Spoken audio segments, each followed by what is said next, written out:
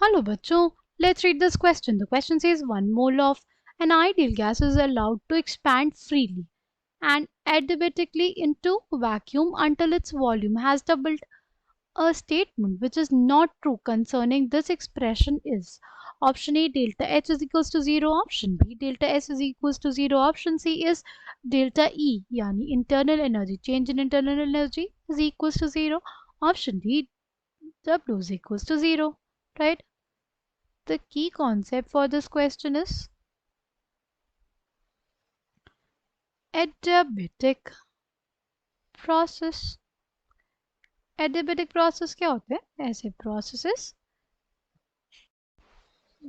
जिनमें हीट का कोई एक्सचेंज नहीं होता, राइट?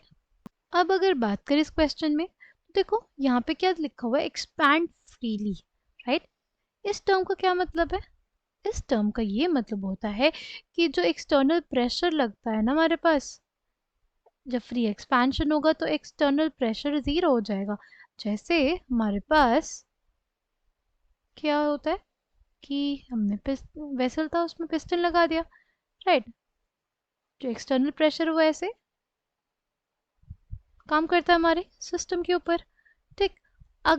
अगर एक्सपेंशन होगा फ्रीली यानी ये जो हमारे पास एक्सटर्नल प्रेशर लग रहा था क्या हो जाएगा, वो ज़ीरो हो जाता है। For free expansion P external is equals to 0. Work क्या होता है हमारे पास?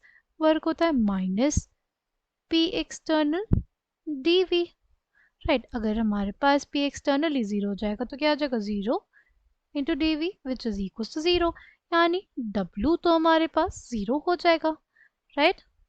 क्यों हमारे पास 0 है? क्योंकि एडियाबैटिक प्रोसेस है। तो हमें पता है क्या? हमें पता है first law of thermodynamics, first law of thermodynamics की मैथमेटिकल फॉर्म क्या होती है?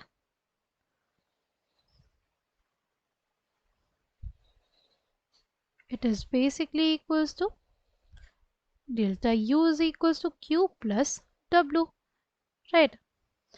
Q हमारे पास 0 हो गया क्योंकि एडियाबैटिक प्रोसेस है, W हमारे पास 0 हो गया क्योंकि फ्री एक्सपेंशन है। क्या? Delta U is equals to 0।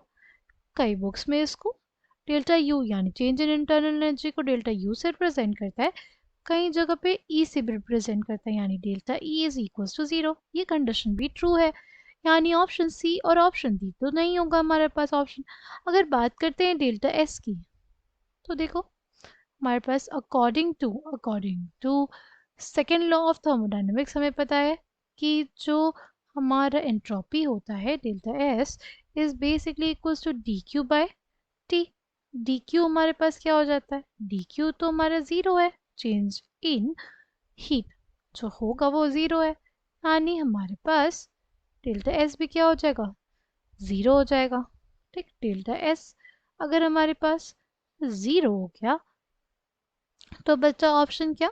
Option A which is delta H is equals to 0, ठीक? अगर इसके लिए हम लोग देखना चाहें, सी हमारे पास गैस का क्या हो रहा है? हमारे पास गैस का एक्सपेंशन हो रहा है, राइट? तो हमारे पास क्या हो जाएगा? देखो delta H is equals to delta U plus delta N R T होता है, ठीक? अब delta H is equals to delta U यानी इंटरनल एनर्जी तो क्या हो गया हमारे पास? चेंज इन इंटरनल एनर्जी 0 हो गया, तो किसके बराबर हो जाएगा? ये हो जाएगा R into N delta T plus delta N into T into R. अगर हम बात करें यहाँ पे एक्सपेंशन हो रहा है गैस का, राइट? अगर वॉल्यूम बढ़ रहा है तो हमारे पास नंबर ऑफ मोल्स पे भी चेंज आएगा, इस वजह से डेल्टा एच हमारे पास 0 नहीं होगा, 0 नहीं होगा। इसलिए जो गलत है हमारे पास वो कौन सा ऑप्शन हो जाएगा? Option A. I hope you understood it well, thank you, all the best.